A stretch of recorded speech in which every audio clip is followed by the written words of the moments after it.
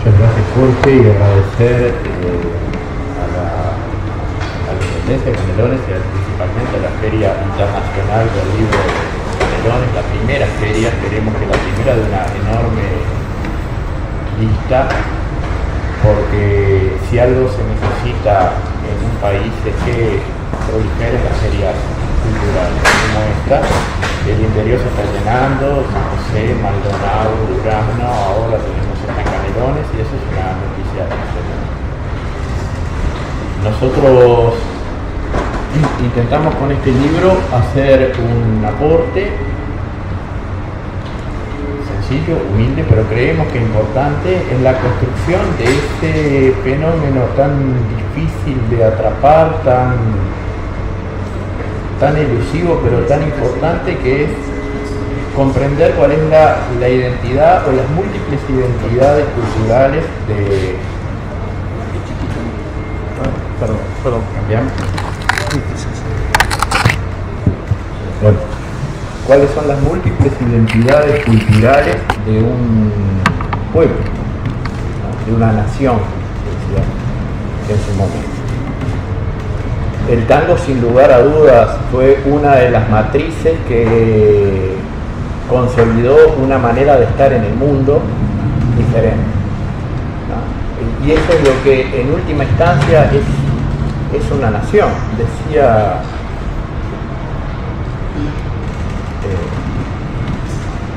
Se decía que un pueblo y una nación es algo más que un pedazo de tierra con gente arriba. Es un conjunto de tradiciones, es un tiempo de vida transcurrido y es, sobre todas las cosas, una manera diferente de estar en el mundo. Cada pueblo, cada nación es una forma compuesta de muchas formas, pero una manera diferente de estar en el mundo. Cuando una nación desaparece una manera de ver el mundo. Por eso es tan importante cuidar lo que compones, cuidar las formas culturales que van componiendo esa manera de estar en el mundo. Sin duda entendíamos que el tango y la manera de bailar, la manera de abrazarse, la manera de relacionarse en una pista de baile, sin lugar a dudas que tejió gran parte de lo que hoy entendemos como la forma de relacionarnos que tenemos los uruguayos. Salimos a buscar durante mucho tiempo esa diferencia, la posibilidad de crear un cuerpo taxonómico, analítico, de elementos, de relaciones, de maneras de abrazarse, de pasos, de figuras, que pudiéramos establecer como propio, no con una mirada xenófoba ni patriotera, sino simplemente para delimitar cuáles son esos difusos límites de nuestra mirada. Y encontramos la necesidad de establecer, además de esas diferencias, de ese catálogo de pasos, figuras, maneras de abrazar, maneras de entrar en la música, de relacionarnos con la música, con la pista, también encontramos que necesitábamos un relato, necesitábamos por qué se habían producido esas diferencias. Si esto había ocurrido desde el principio de los tiempos, si las maneras de bailar se habían creado de manera diferenciada entre el Buenos Aires de finales del 19 y Montevideo, y se habían juntado quién sabe cómo, en qué momento, o se habían nacido como un bien compartido y se habían diferenciado en determinado momento, que fue la opción que encontramos en los documentos, en la lectura, en la mirada de películas antiguas, encontramos como más plausible.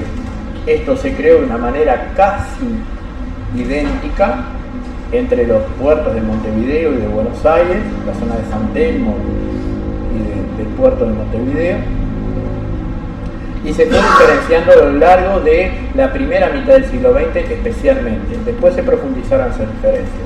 Y el otro camino que nos quedaba es entender por qué pasó esto. que fueron las cosas que fueron llevando a que algo que había comenzado de una manera tan similar se fuera diferenciando a lo largo del tiempo. Esa es la parte que corresponde a la investigación bibliográfica y de documentos, ir encontrando ese origen y esa diferenciación principal. La otra parte, la más rica y la más interesante, fue recorrer el país conversando con gente que había sido joven, había tenido entre 15 y 20, 25 años, cuando el tango era la danza de moda en nuestro país, es decir, en la década del 40, del 50, y que tenían, cuando nosotros los encontramos allá por el año 2000, 2002, 2003, tenían entre 68, 69, 70, 70 y pico, hasta 80 largos, gente que nos dio su testimonio y nos mostró sus maneras de bailar en videos que, bueno, iremos publicando poco a poco a través de nuestra página web. De ese relato, de toda esa riqueza que obtuvimos en esa interrelación con las personas, con nuestros informantes, que también fueron nuestros amigos y también fueron nuestros maestros, algunos de mucho y otros de poco, donde se transmitieron pasos, figuras, movimientos y algunas retóricas, algunos elementos formales de la etiqueta de lo que significaba el tango. Con un señor muy mayor, en un determinado momento le mostraba movimientos del tango hegemónico, mayoritario, el tango porteño, y por su propia cuenta le marcaba algo que le parecía extremadamente chocante, y era que le parecía de muy mala educación que se hiciera a la mujer caminar para atrás la mayor parte del tiempo. Eso le parecía una cosa que lo había choqueado de primera. ¿Por qué las señoras siempre caminan para atrás? ¿Por qué nosotros nos reservamos la posibilidad de ir mirando por dónde vamos y a ella la llevamos a ciega? Eso metido como un intersticio dentro de un gran fenómeno cultural implica una diferencia de matiz, implica una diferencia social muy importante. De eso y de muchos otros hallazgos que fuimos encontrando en ese camino, le voy a pedir a Sheila que lo cuente además con mucha más gracia. Bueno, saludarlas y además agradecerte por tus palabras, tu compañero de ya largo camino en estos temas culturales y por supuesto el espacio que está generando la Intendencia de Canelones, que no es poca cosa y esta carpa realmente es maravillosa.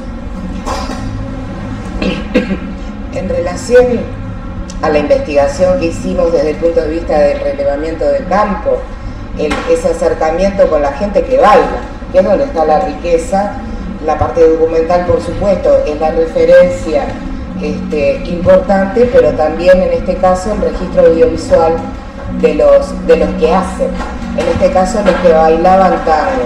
Fue un recorrido que hicimos por muchísimos lugares de nuestro territorio, tratando de generar una mirada, yo creo que no solo técnica, sino también una mirada diversa, porque a veces la mirada técnica nos hace encorsetar en un casillero o en un cubículo, en donde solo vemos lo que queremos ver desde un punto de vista muy como minucioso, aceitado, bueno, con todo lo que conlleva esos aspectos de un estudio.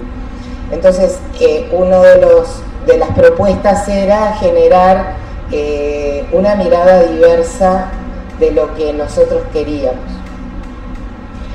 Y en realidad lo que encontramos fue algo maravilloso, y es que el tango sigue siendo en determinadas partes un estímulo, un elemento socializador, pero además con en cada lugar sus particularidades.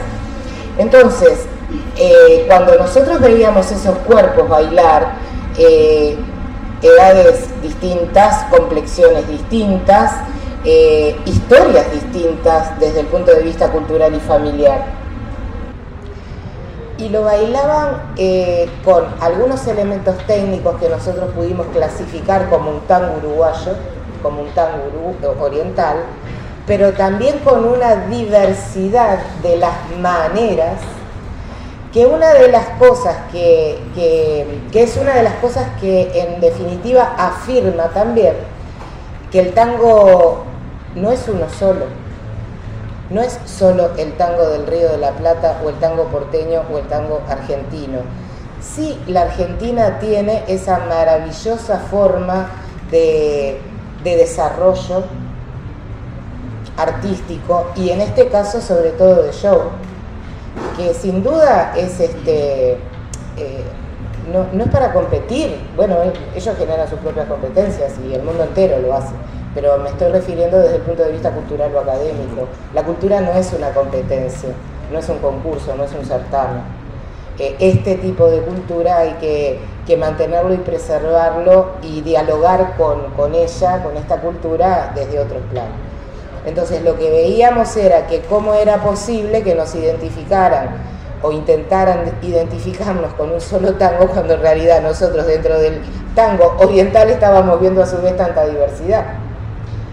Y esto yo creo que tiene que ver con algo que está desde hace, yo creo que más de una década, pero en los últimos años con más fuerza, que tiene que ver con las inteligencias múltiples de Gardner, ¿no? Yo pensaba a medida que iba hablando, bueno, que ibas hablando tú y que iba hablando Walter, esto es como un tema de problema familiar. En una familia nosotros somos como familiares de los argentinos, pero no somos iguales. Y tenemos conflictos como familia.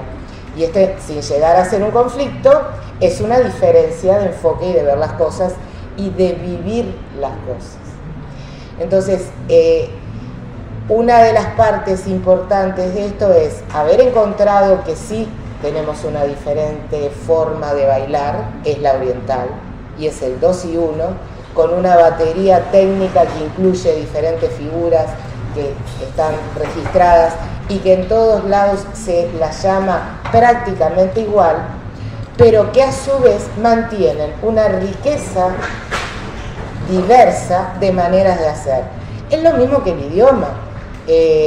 Los canarios no hablan igual que los montevideanos no hablamos igual que los de Rocha sin duda. Sí. De Rocha sin duda, exactamente. Y tampoco como otras partes del departamento. A ver, toda la parte occidental, pero toda la parte, digamos, del norte, con todo el portuñol. Yo a veces llego a la frontera y la verdad, con la velocidad que hablan no les entiendo nada. Lo que es seguro es que me ponga a bailar con ellos y los entienda muchísimo más. Entonces, bueno, esta es una manera que tuvimos de dialogar con nuestra cultura, y no imponer, como leías tú en ese final del prólogo, la investigación lo que tiene de maravilloso y que nosotros a su vez lo hemos hecho con gente que sabe mucho, es tomar esos elementos en la investigación para seguir adelante. Cuando afirmamos y nos quedamos encorsetados en verdades, en grandes verdades, lo que hacemos es, en alguna medida, generar una tristeza y además empequeñecer lo que es en realidad nuestra gran cultura como orientales.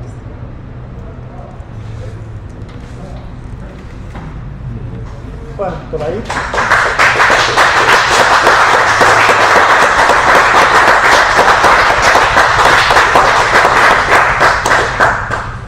Bueno, muchas gracias.